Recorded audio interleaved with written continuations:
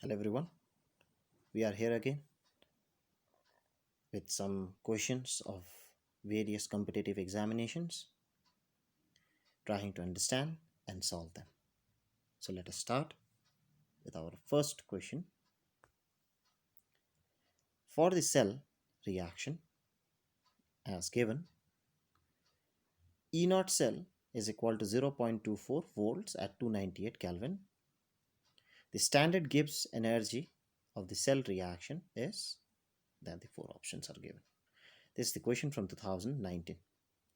So this question is based on electrochemical cell and we need to calculate the Gibbs energy of the given cell reaction. So now what we need to first understand is what is the relationship between Gibbs free energy and the cell potential. The relationship between Gibbs free energy and cell potential is delta G naught is equal to minus NF E naught cell, where N is the number of electrons involved in the cell reaction or transferred, F is 1 Faraday, and E naught cell is the cell potential. Now, the question is, how do we get the number of electrons involved? So for that, we have to divide or split the cell reaction into two half reaction, that is oxidation half and reduction half. So as we do that, you can clearly see that the iodide converts to iodine and gives 2 electron, and that 2 electron is taken by the ferric to convert into ferrous, that is Fe2+. So we can clearly see that in the oxidation and reduction process 2 electron is transferred, hence N is equal to 2. It is a must to write or to know how to divide a redox reaction into oxidation and reduction in this type of questions. So once we get the value of N, then we easily substitute in the expression. So it will be 2 into, and the value of 1 Faraday is 96500 into the value of cell potential is given to be 0.24. So it will be minus 46,320 joule per mole. Since the options are given in kilojoule, so we divide it by 1000. So what we get is minus 46.32 kilojoule per mole. So that is option A. Let us move into the next question. This again from NEET 2019. The non-essential amino acid among the following is. Now this is a very straightforward question, fact-based question, okay, where you don't have to solve it, but you just need to know. And sometimes that becomes a very difficult part of the question also, because you need to know that which amino acids are essential and which amino acids are non-essential. So let us try to see the various amino acid, how they are classified into essential and non-essential. So these are the amino acid classified as essential and non-essential. So what you have to do is you have to know all this amino acid and in which class of amino acid do they belong, whether they exist as essential or non-essential amino acid. So if you see the answer, so or the option which they have given as valine, leucine, alanine and lysine, the answer will be alanine. Okay, option 3. So let us move into the next. The major product of the following reaction. Now over here, knowing the reagent is a must. So whenever you solve or whenever you do any reaction of organic chemistry, try to understand what type of reagent it is. Understanding the reagent in organic chemistry is very, very important. That will give you a very good idea how the reaction proceeds.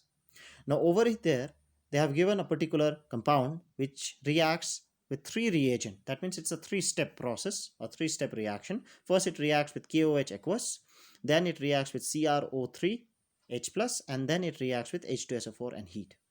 Now, that's what I've told you, that you need to be very clear about the reagents. So if you see the first reagent, that is potassium hydroxide aqueous, and you can clearly see that there is Br and there is a aliphatic chain connected to the, or there is a side chain connected to the aromatic compound. So that Br can be easily replaced by potassium hydroxide ion, which is a very good nucleophile. So replaces the bromide ion as nucleophilic substitution reaction. So that is the first. In the second reaction, you can clearly see it is CrO3 in acidic medium, which is nothing but a very good oxidizing agent. So it oxidizes. And the third one is H2SO4 heat, which is basically a very good dehydrating agent. So that is how you need to understand the reagent and then go for the completion of the reaction. So let us see the complete reaction. So that is the complete reaction. So first, the reagent reacts with potassium hydroxide, that is nucleophilic substitution reaction, and the Br is replaced by OH. Then the primary alcohol, the OH group, will get oxidized by CrO3 in acidic medium to carboxylic acid, and the carboxylic acid compound, when heated with H2SO4, undergoes dehydration to give you the cyclic compound.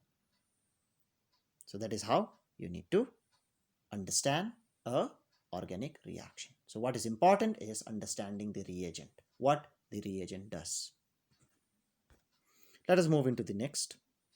This is a question from again JEE 2019. So this is based on Henry's law. Which of the following statement regarding Henry's law is not correct? So first option is different gases have different KH value at the same temperature. The value of KH increases with increase of temperature. KH is a function of the nature of the gas. The partial pressure of the gas in vapor phase is proportional to the mole fraction of the gas in the solution. Higher the value of KH at a given pressure, higher is the solubility of the gas in the liquid. Now, you need to have a very clear understanding what Henry's law is to answer such question.